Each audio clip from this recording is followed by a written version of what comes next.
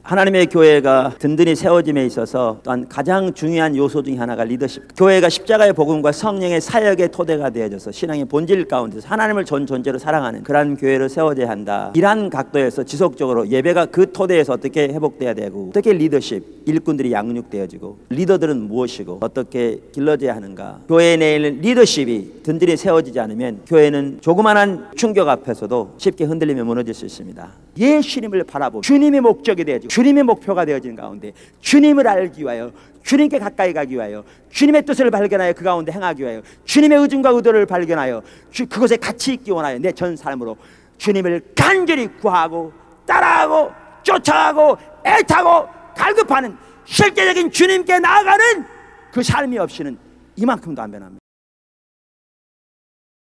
교회 리더십에 대해서 이렇게 같이 살펴보기 원합니다. 하나님의 교회가 그 든든히 세워짐에 있어서 또한 가장 중요한 요소 중에 하나가 리더십 같습니다. 또 오늘날 절실하게 필요한 요소 중에 하나가 리더들입니다.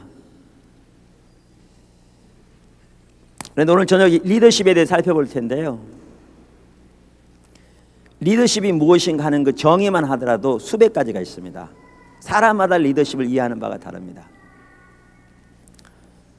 그런데 오늘 저는 교회가 십자가의 복음과 성령의 사역의 토대가 되어져서 신앙의 본질 가운데서 하나님을 전 존재로 사랑하는 그러한 교회를 세워져야 한다.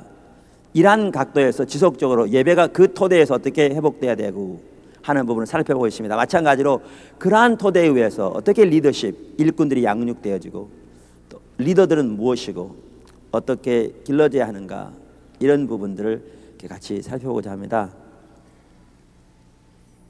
특별히 두 가지로 살펴보고자 하는데요, 첫 번째는 리더십의 기본 원칙, 그 다음에 두 번째는 리더를 선별하여 세우는 주요 요소. 이 두 가지 면을 오늘 저녁에 살펴보고자 합니다. 첫째, 리더십의 기본 원칙입니다. 여기서 네 가지를 살펴볼 텐데요, 그 중에 첫째, 리더십은 건물의 골조와 같습니다. 그러니까 교회에는 리더가 세워지는 만큼 든든히 세워집니다. 여러분, 벽돌만 쌓아놓는다고 집이 되는 건 아닙니다. 마찬가지로 사람만 모인다고 교회가 되는 건 아닙니다.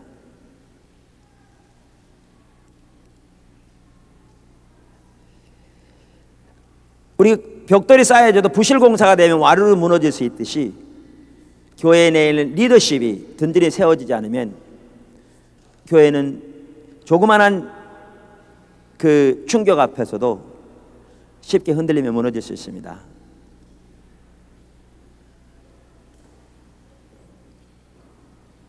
물론 우리를 구원하신 하나님의 사랑, 그 사랑이 영원하게 우리가 구원해서 떠나는 건 아닙니다. 그러한 의미의 교회는 무너지지 않습니다. 제 얘기는 지역교회가 흔들려서 쓰러질 수 있다, 그 말이죠. 이처럼 리더십은 건물의 골조와 같습니다.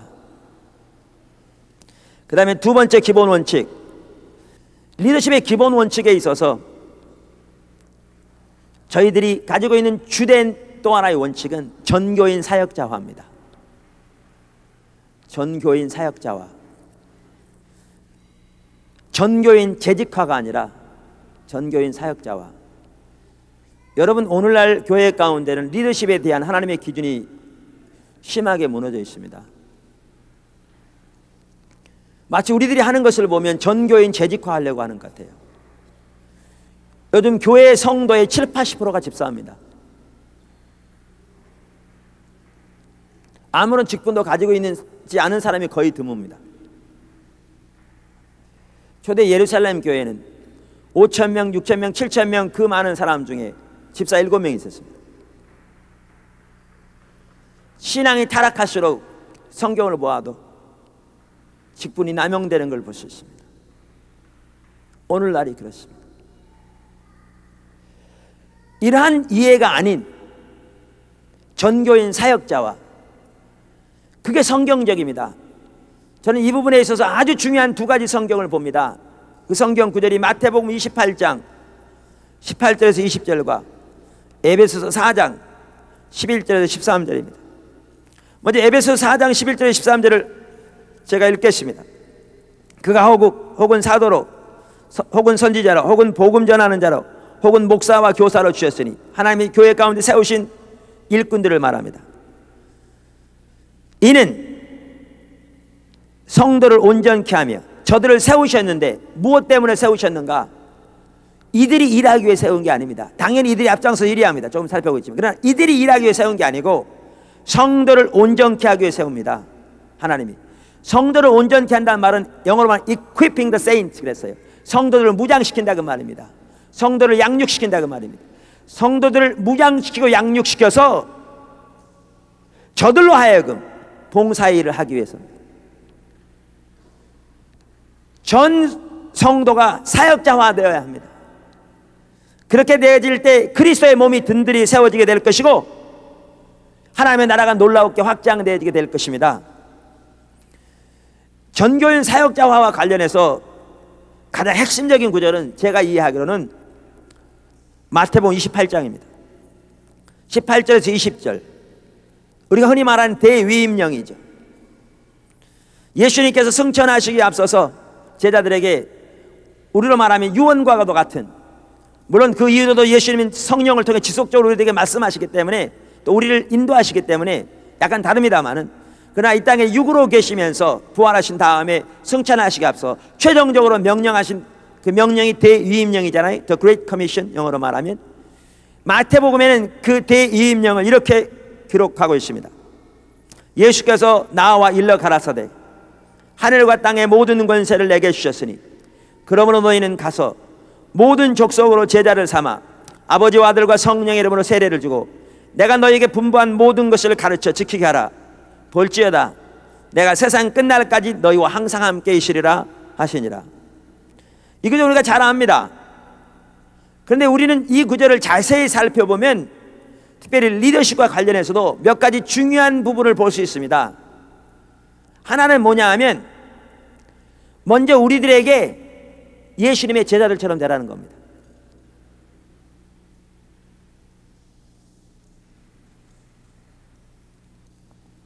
예수님 이 말씀은 누구에게 하고 계시죠?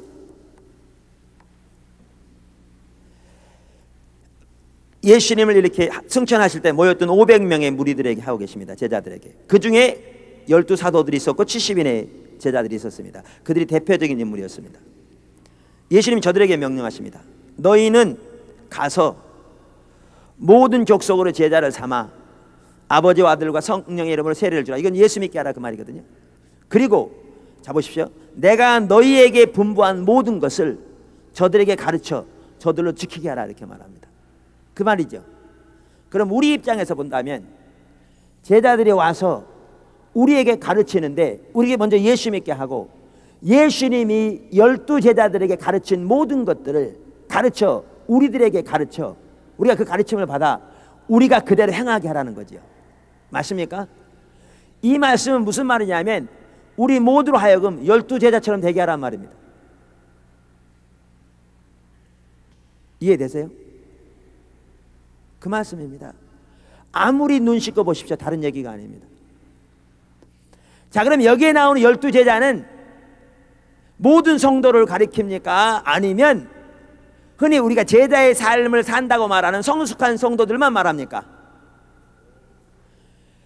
이 예수님 말씀하신 대이임령의 이 말씀을 모든 성도라고 여러분 이해하지 않으면 여러분 절대로 성경을 올바로 보고 있는 게 아니라고 저는 확신합니다. 아무리 그 구절을 눈을 씻고 보십시오. 이건 특정한 일부의 부류의 사람을 두고 하는 게 아니고 모든 사람에게 가서 제자를 삼아서 예수 믿게 하고 그렇게 하게 하라고 그러니까 이 말은 모든 성도를 가리킵니다. 이 얘기는 아주 중요한 말입니다. 이 얘기는 모든 성도들로 하여금, 다시 말하면 우리들로 하여금 먼저 12제자처럼 돼야 한다 그 말입니다. 우리가 동의하십니까? 두 번째 또 중요한 게 있습니다. 리더십과 관련해서. 그럼 우리가 이제 그렇게 먼저 되고 이제 우리도 가야 되잖아요. 그죠? 이 명령 우리에게도 주신 명령 아닙니까? 그럼 우리도 가서 저들에게 제자를 삼아야 됩니다. 근데 제자를 삼을 때 먼저는 예수 믿게 해야 되죠. 그 다음에 잘 보십시오. 그 다음에 예수님께서 12제자들에게 명령하신 것처럼 저들에게도 똑같이 가르쳐서 저들로 하여금 똑같이 그대로 행하게 하라는 겁니다. 여기에 대상은 모든 성도입니다.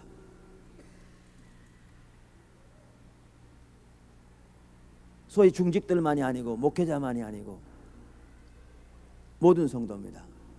이게 예수님께서 우리에게 명령하신 대위임령입니다.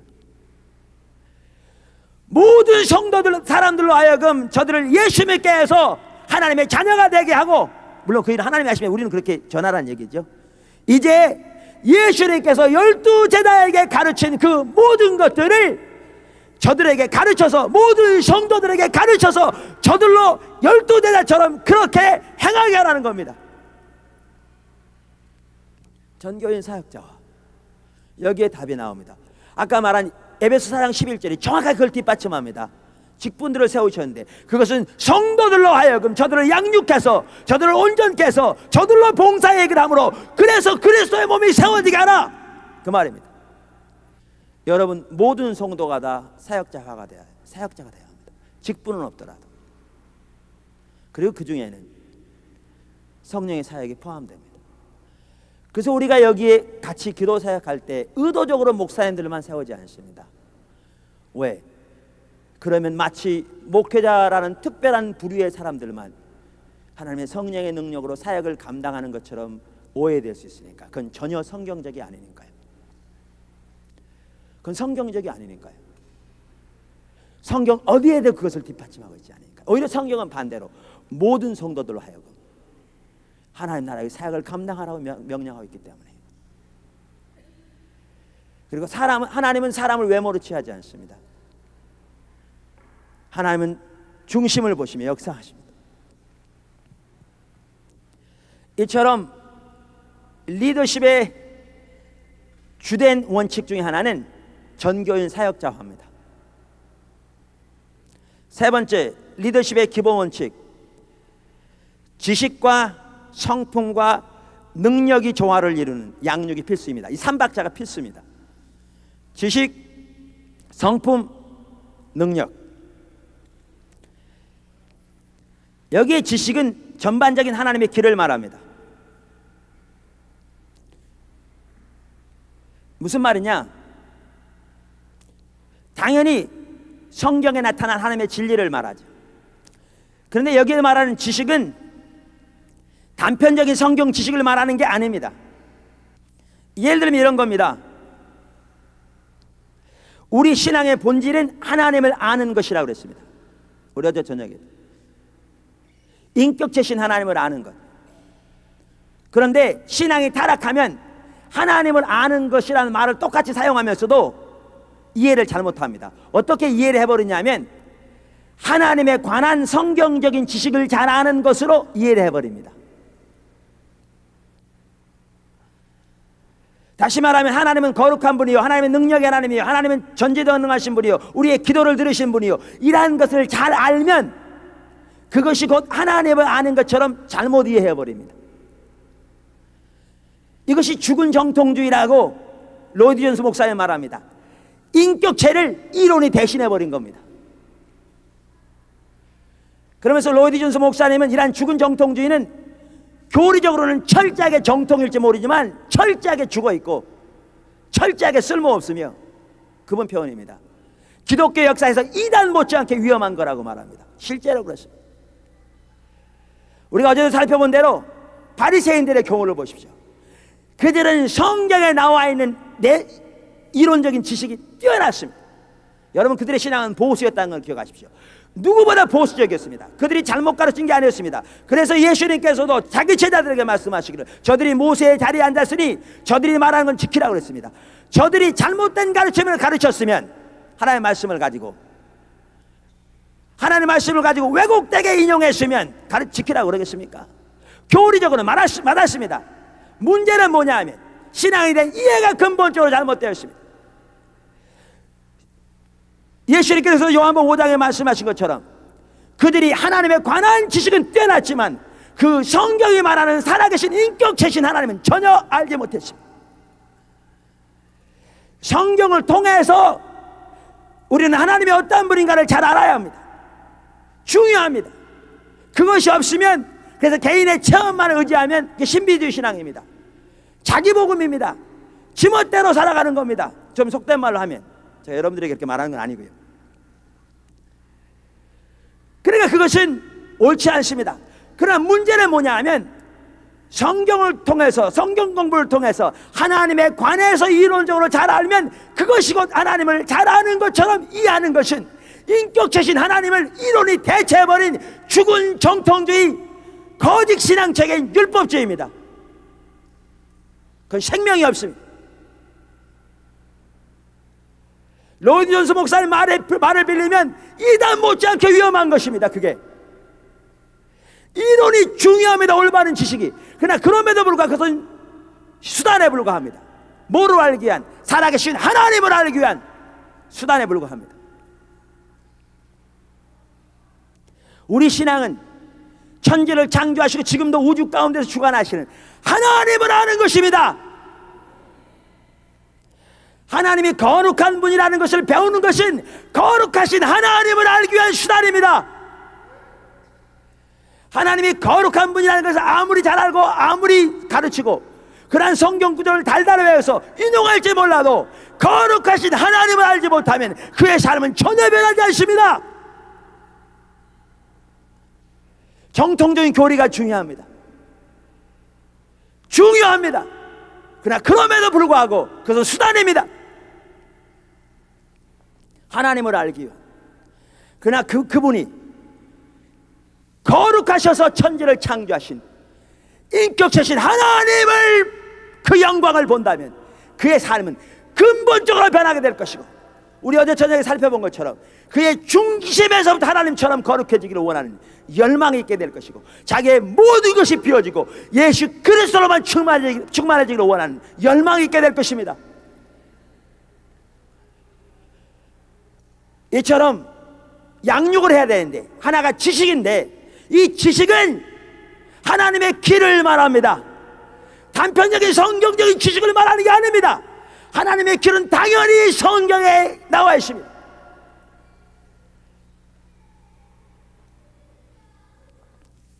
이것이 있어야 합니다. 그 다음에 이것만 가지고 안 됩니다. 여러분, 십자가의 복음도 마찬가지입니다. 우리가 율법주의가 뭐고 십자가의 복음이 뭐고 그거 안다고 변하지 않습니다. 그것은 뭐에 불과하다고요? 그것은 수단에 불과하다고요. 그 다음에는 뭐를 양육하냐면 실제로 이렇게 살도록 양육해야 합니다. 삶, 실제. 이번 집회 설교도 마찬가지입니다. 많은 분들이 은혜를 받았다고 저한테 얘기한 분도 계시고 또 하나님 실제로 많이 함께하고 계신 거 볼 수 있어요. 근데 여러분이 아무리 은혜를 많이 받았어도요, 이번 집회 동안에 전파되어진 것은 이정표에 불과합니다. 어떤 분이 이리 가면 서울입니다. 서울에 가면 일하는 게 있습니다. 그 이정표 앞에서 그 내용이 너무나 감격스러워서 그냥 눈물을 흘렸다고 그래도요, 거기에 머물러 있는 한 그는 절대로 서울을 경험하지 못합니다. 그는 그 이정표가 말하는 대로 힘을 다하여 가야 합니다. 여러분, 여기에서 여러분이 아무리 은혜를 받아도 하나님의 성경이 말씀하신 그 하나님의 길을 따라 우리의 목표인 예수 그리스도를 알기 위하여, 사도 바울이 그랬던 것처럼 그 예수님을 바라보며 주님의 목적이 되어지고, 사역이 목적이 아니라 주님의 목적이 되어지고 주님의 목표가 되어지는 가운데 주님을 알기 위하여, 주님께 가까이 가기 위하여, 주님의 뜻을 발견하여 그 가운데 행하기 위하여, 주님의 의중과 의도를 발견하여 그것에 같이 있기 원하여 내 전 삶으로 주님을 간절히 구하고 따라하고 쫓아가고 애타고 갈급하는 실제적인 주님께 나아가는 그 삶이 없이는 이만큼도 안 변합니다. 이만큼도 안 변합니다. 양육은 지식에서 되어져야 되고요, 삶에서 되어져야 합니다. 찬양 경배 아무리 설명하면 뭐합니까? 찬양 경배 그 설교 듣고 오늘 낮에 오전에 한 것처럼, 오늘 오후에 성령의 사역에 대해서 한 것처럼 아무리 설교를 듣고 감동받을, 그게 중요한 게 아닙니다. 오늘날 너무나 많은 성도들은 잘못 이해해서 설교를 감동받으려고 하는 줄로 알아요. 듣는 줄 알아요. 너무너무 이상한 거죠. 설교는 감동 듣기 위해서 하는 게 아닙니다. 감동받기 위해서 듣는 게 아닙니다. 여러분, 설교를 감동받으려고 듣지 마십시오. 설교는 감동받기 위해서 하는 게 아니고 듣는 게 아닙니다. 설교는 주님께로 인도하기 위해 사는 겁니다. 사도 바울이 말했던 것처럼 내가 교회를 정결한 처녀로 한 남편인 그리스도에게 중미함이라고 말한 것처럼 예수께로 인도하는 게 설교입니다. 그러면 성도들은 그 하나님의 길을 따라 자신의 전 존재로 주님을 향하여 나가야 합니다. 그래야 삶이 바뀝니다. 그래야 실제를 경험합니다. 그래야 참다운 신앙생활을 하게 됩니다. 오늘날 우리는 이론을 잘 알면 그게 하나님을 잘 아는 걸로 왜곡되어 버렸기 때문에. 왜 그렇게 된 줄 아세요? 예수님에게는 하나님의 말씀 성경이 생명이었는데 왜 이렇게 된 줄 아십니까? 인격체신 하나님을 이론이 대체해버렸기 때문에 그렇습니다.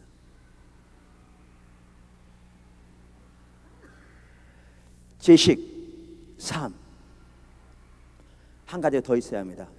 그게 뭐죠? 능력입니다. 왜? 하나님의 사역은 하나님의 능력만이 할 수 있습니다. 그래서 성령의 기름 부음이 필수입니다. 어떤 미국의 목사님이 미국 교회를 두고 그렇게 말씀하셨대요. 오늘날 미국 교회에서 성령님이 떠나셔도 90% 이상의 일들이 전혀 아무 일이 없는 것처럼 그대로 진행될 거다. 너무너무 무서운 말이죠. 초대교회는요, 성령님이 임재가 거치시면 모든 게 개점휴업이었어요. 예수님의 사역은 더 말할 것도 없고요. 근데 그게 미국 교회만이 아니고 우리 한국 교회도 그런 거 아세요? 오늘날 교회가 행하는 일 중에 혹은 개인이 행하는 일 중에 이것은 성령님만이 하시는 거니까 성령님이 안 계시면 중단할 수밖에 없으니까 성령님이 떠나신다면 중단해야 할 그런 일이 과연 몇 개나 됩니까? 거의 없습니다. 그만큼 우리는 인본주의적이 되어버렸습니다. 그리고 그것이 가장 옳은 신앙인 것처럼 그렇게 살아갑니다.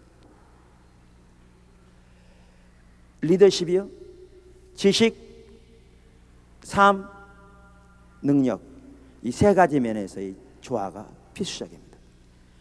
자, 그 다음에 네 번째 기본 원칙, 새 부대의 교회가 세워지기 위해 필요한 모든 요소들을 양육합니다. 자, 그런데 리더로서 세워지기 위해서 이 전반적인 부분을 양육합니다. 제가 말씀드린 리더십의 기본 원칙이었습니다. 첫 번째. 그럼 두 번째, 오늘 살펴보자 하는 리더를 선별하는 주요 요소들, 리더를 선별하여 세울 수 있는 주요 요소, 어떤 분들을 리더로 세울 건가 하는 거죠. 이런 부분들을 같이 살펴보고자 합니다. 사실 오늘날의 문제는요, 리더를 분별하는 눈을 교회가 잃었다는 겁니다.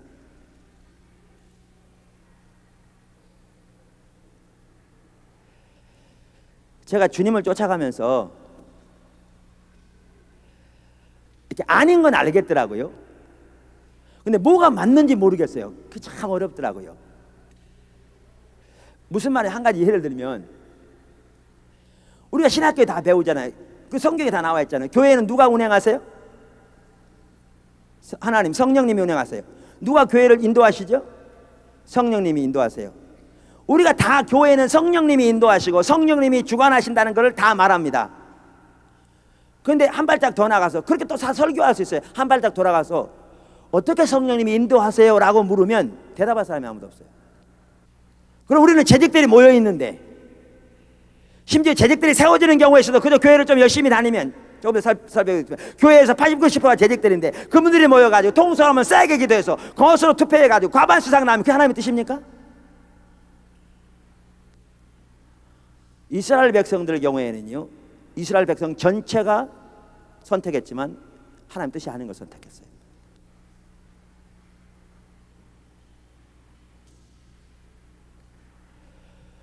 우리가 이론적으로는 다 성령님이 교회의 주관자라는 건 다 말해요. 근데 실제로는 전혀 그렇게 안 해요. 그러니까 아닌 건 알겠더라고요. 근데 교회가 어떻게 성령님이 어떻게 교회를 인도하시느냐, 어떻게 구체적으로 교회 가운데 성령님이 교회를 운행해 가시느냐 배울 데가 없더라고요. 그 중에 또 하나가 뭐냐 하면, 지금까지도 저는 이렇게 스트라글 한다고 그러죠, 영어로. 뭔가 참 하나님 도와주세요, 주님의 도움이 절실하게 필요합니다, 이런 그 분야 중에 하나가 뭐냐 하면, 오늘날 교회가 리더를 분별하는 눈을 잃었어요. 제가 물어볼게요. 여러분은 여러분 교회에서 누가 신앙이 제일 좋은지 보이십니까?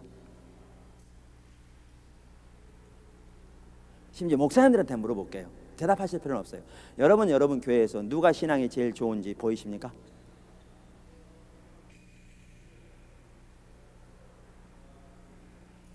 아, 새벽기도 안 빠지고 헌금 열심히 하고 봉사 열심히 하고 기도 많이 하는 그 권사님이요, 그분이 실제로 하나님을 사랑할 수 있습니다. 근데 전혀 안 그럴 수도 있어요. 아까 말씀드린 그러한 요소들이 그분이 신앙 좋은 거라면 바리새인들은 제일 신앙이 좋았어요. 여러분, 오늘날 우리의 신앙에 대한 이해가 바리새인들이 가지고 있는 이해가 너무너무 비슷한 거 아세요? 그러면 주님을 사랑한다 그러면서 예배도 안 드리고 11조도 안 하고 봉사도 안 하는 게 그게 주님을 사랑하는 거냐? 그 얘기는 전혀 안 해요.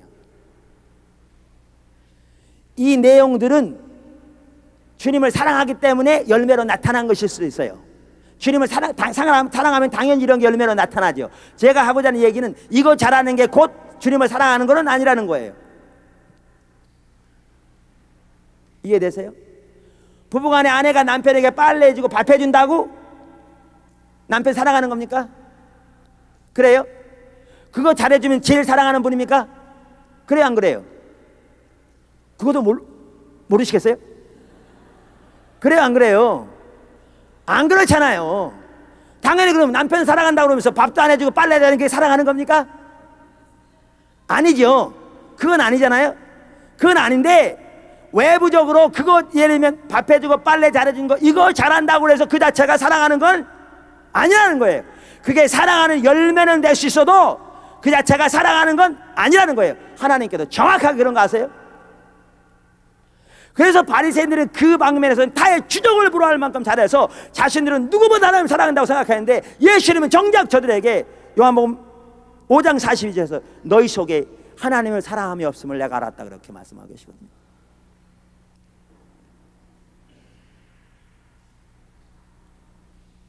하나님의 길을 가르쳐야 될 중요한 거죠. 하나님을 사랑하는 것은요, 오늘 낮에도 말씀드린 것처럼 하나님, 내 마음속에 하나님이 차지하는 위치입니다. 중심에서부터요. 하나님을 사랑한다는 것은 인격체신 하나님을 알고 그분을 나의 전 존재로 사랑하는 겁니다. 그렇게 따진다면 오늘날 하나님의 백성들 중에 그렇게 하나님을 사랑하는 사람 너무너무 찾아보기 힘듭니다. 제가 근데 지금 여기서 말하고자 하는 건 뭐냐 하면, 교회가 리더를 분별하는 눈을 잃었다는 겁니다. 누가 리더인지를 보는 눈이 상실되었다는 거예요. 그러니까 우리는 기꺼이 어떤 사람 세우느냐, 아까 말한 대로 그 의식 잘하는 사람. 그러니까 바리새인들이 오늘날 교회에 온다면 누구보다 가장 먼저 따봉 집사님, 따봉 장로님 될 거라니까요.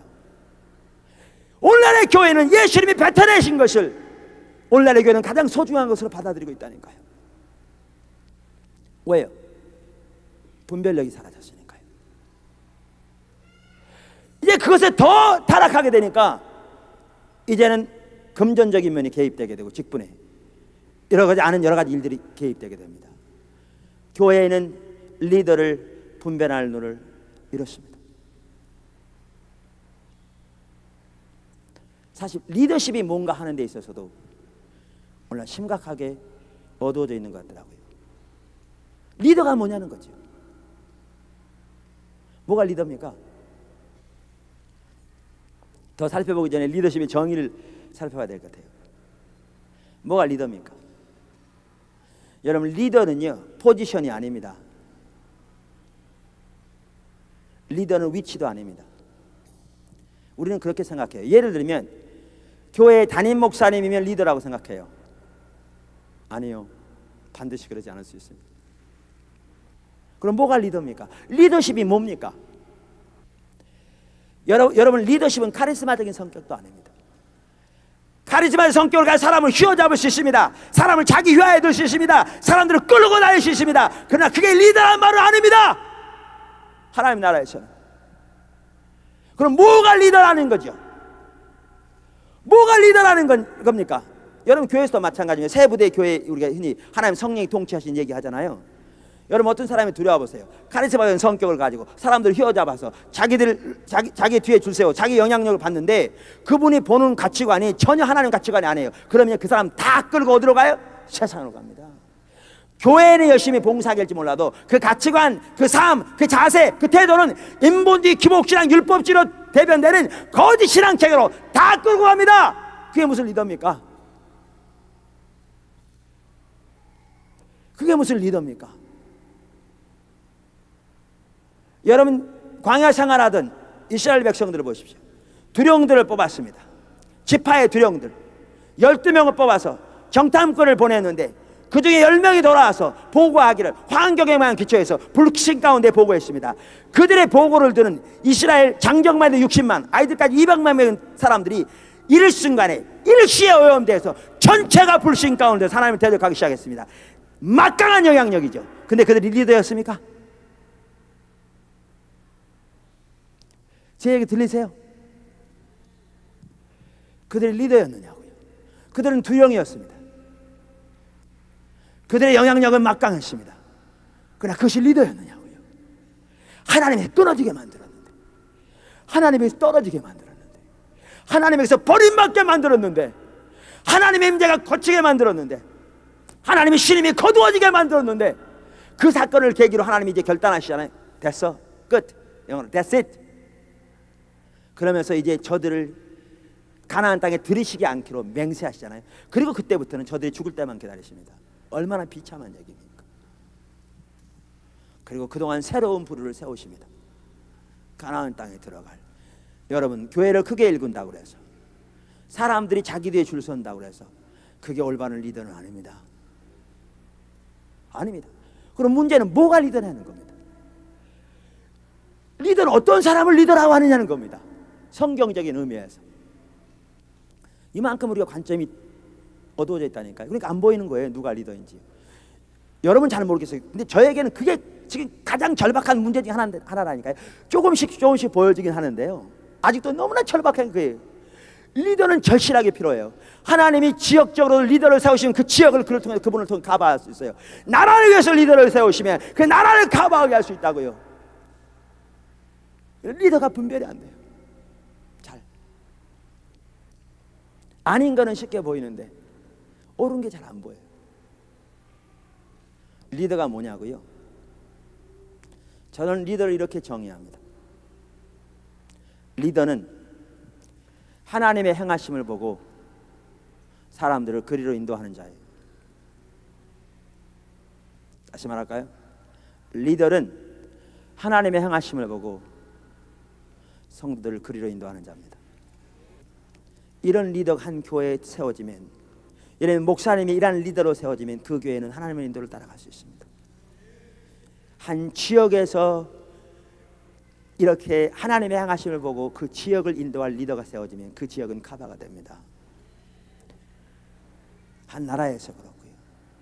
한편으로는 세계적인 이러한 리더들이 필요합니다. 저는 가끔 세계적인 이러한 리더들이 절실하게 필요함을 보면서 기도합니다. 기도는 자주 못하지만 그 절실한 가운데 안타까워합니다. 온 세계 사람들을 하나님의 행하심을 보고 그리로 인도할 그러한 목자가 필요한 거죠. 자, 그러면 이게 이렇게 하는 게 이러한 분들이 리더인데, 이러한 사람들이 리더인데 어떻게 교회에서 그럼 그런 사람을 분별하여 세울 거냐는 거죠. 어떻게?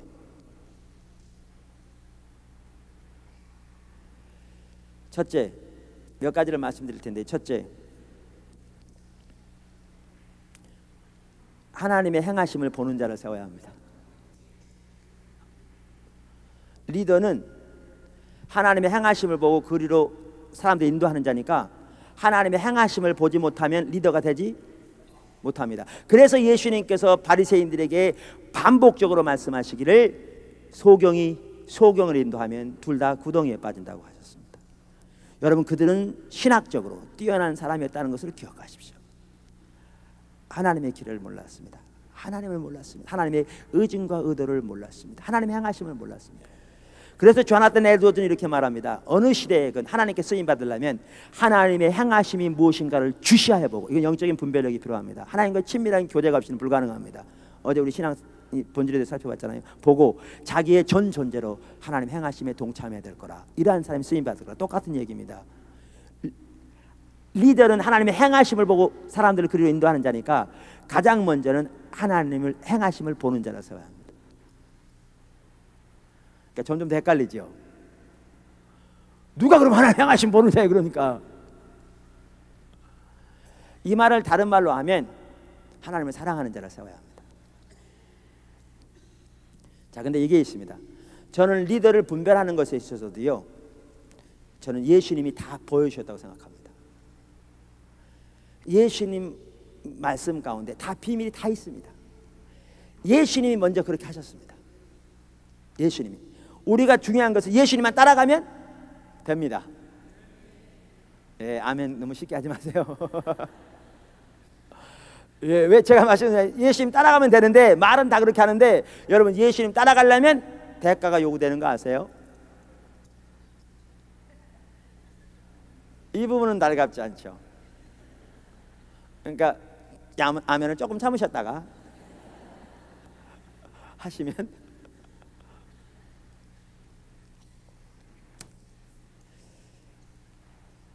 저는 예수님의 이 행하심이 너무너무 중요하다고 생각하는데요, 오늘날 우리에게 절실하게 필요하다고 생각하는데, 자 보세요. 예수님은 어떻게 리더들을 세웠나 보세요. 제가 지금 예수님이 리더들을 분별하여 세운 것을 설명드리겠습니다. 잠깐 더 간단히. 예수님은요, 하나님 나라의 복음을 줄기차게 전했습니다. 아시죠? 하나님 나라의 복음이라는 말은 뭐냐 하면 하나님 나라가 임했다는 겁니다. 하나님 나라에서 하나님이 왕이십니다. 그러니까 여러분, 세상을 떠난 우리의 삶, 그러니까 다시 죄송합니다. 하나님을 떠난 우리의 삶을 에베소서에 뭐라고 말하고 있어요? 본질상 진노에 다니는 그때 뭐라고요? 우리의 마음과 육신이 원하는 것을 하여 본질상 진노에 다녔다는 그 말이죠. 그러니까 하나님을 떠난 삶이 뭐냐 하면 자기가 원하는 대로 살아가는 겁니다. 자기 마음에 와닿는 대로 사는 겁니다. 자기 마음과 육신이 원하는 대로 살아가는 겁니다. 근데 성경에 보면 그 뒤에 누가 있다고요? 이 세상의 권세 잡은 자, 세상 신이 있다고요. 사단이 있다고요. 그렇게 살아가는 것은 결국은 사단을 섬기는 거라는 겁니다. 사단의 나라에 속해 있다는 겁니다. 그러면서 예수님께서 뭐라고 그러냐면 하나님의 나라가 임했다. 너희는 그 사단의 나라에서 나와서 하나님 나라로 들어오라, 그 말이죠. 그럼 이 사단의 나라에서는 자기 마음과 자기 육신이 원하는 대로 사는 겁니다. 원하는 대로.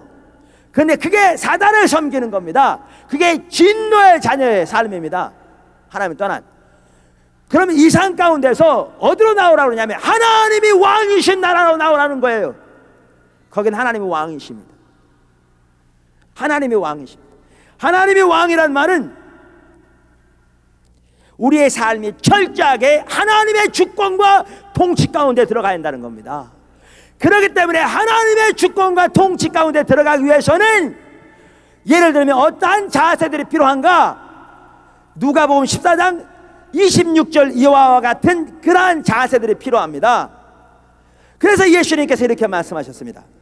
누가복음 14장 26절, 잘 아는 구절이죠. 제가 읽어보겠습니다.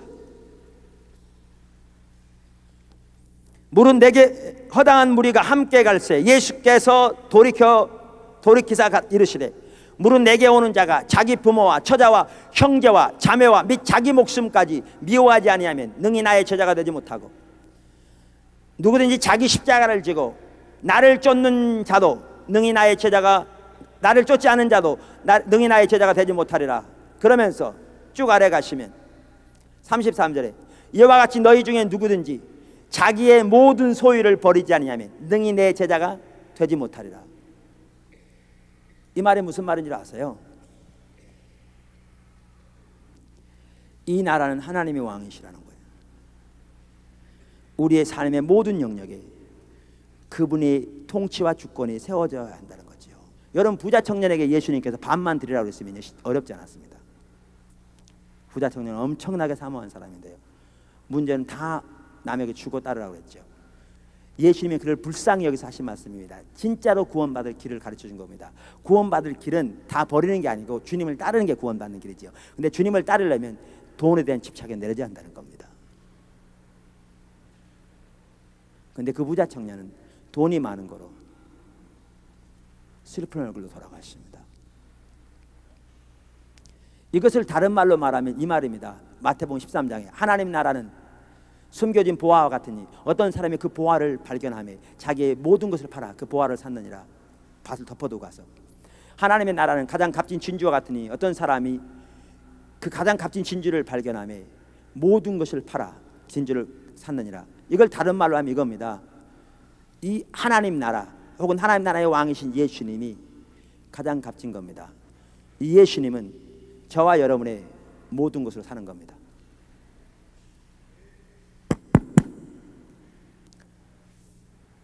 깨세요. 좋으신 분이 있다는 게 아니고요. 여러분 정신 차렸어요. 하나님의 나라는 우리의 모든 것을 사는 겁니다. 그 이하는 없습니다. 그 이하는 우상숭배입니다. 목회자부터 보지 못하면 못 갑니다. 왜? 보지 못하면 리더가 아닙니다. 단임 목사라는 포지션은 가지고 있을지 모릅니다. 그 위치 때문에 명령하면 사람들이 들을지 몰라요. 그러나 하나님께는 인도하지 못합니다. 예수님 안에서 하나님의 아들을 보면 자기의 전 존재로 주님을 사게 되어 있습니다. 신앙의 본질, 하나님 그분이 목적이 되어진 거예요. 여러분 사역이 목적이 되어지는 것은 우상숭배라니까요. 그 뒤에 탐심이 있다니까요. 리더는 하나님의 행하심을 보는 자야 합니다. 오랫동안 예수 믿었다고 리더가 아닙니다. 직분이 높다고 리더가 아닙니다. 카리스마적인 성격을 가졌다고 리더가 아닙니다. 사회적인 일을 잘한다고 리더가 아닙니다. 여러분 아닙니다. 사람들을 휘두르는 능력이 있다고 리더가 아닙니다. 사교성이 좋다고 리더가 아닙니다. 리더는 하나님의 행하심을 보는 자야 합니다. 그래야 그리로 주의 백성을 인도할 수 있습니다. 사람들 인도할 수 있습니다. 두 번째,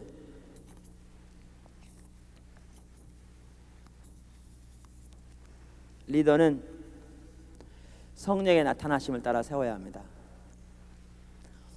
여러분 리더는요 세상 리더하고 다릅니다. 능력이 있다고 리더 되는 게 아니거든요.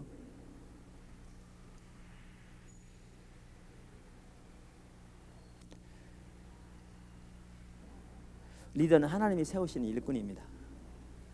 우리가 리더니까 그러니까 그런데요, 리더를 성경적인 용어로 바꾸면 뭔지 아세요?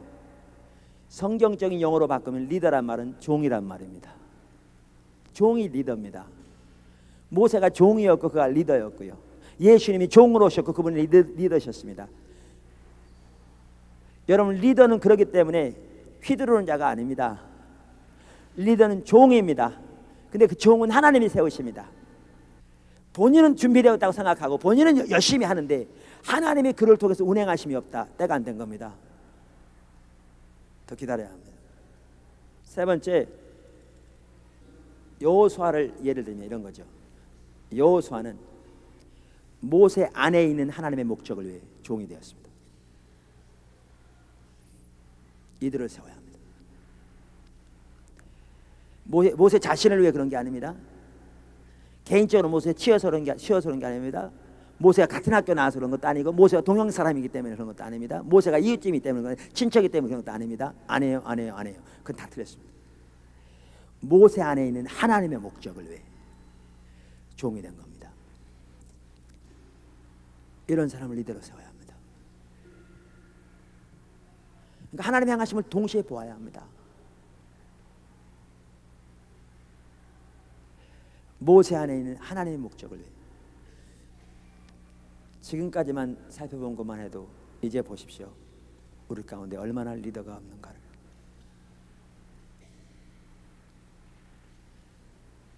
이 시대가 얼마나 목자 없는 양처럼 방황하고 있는가를.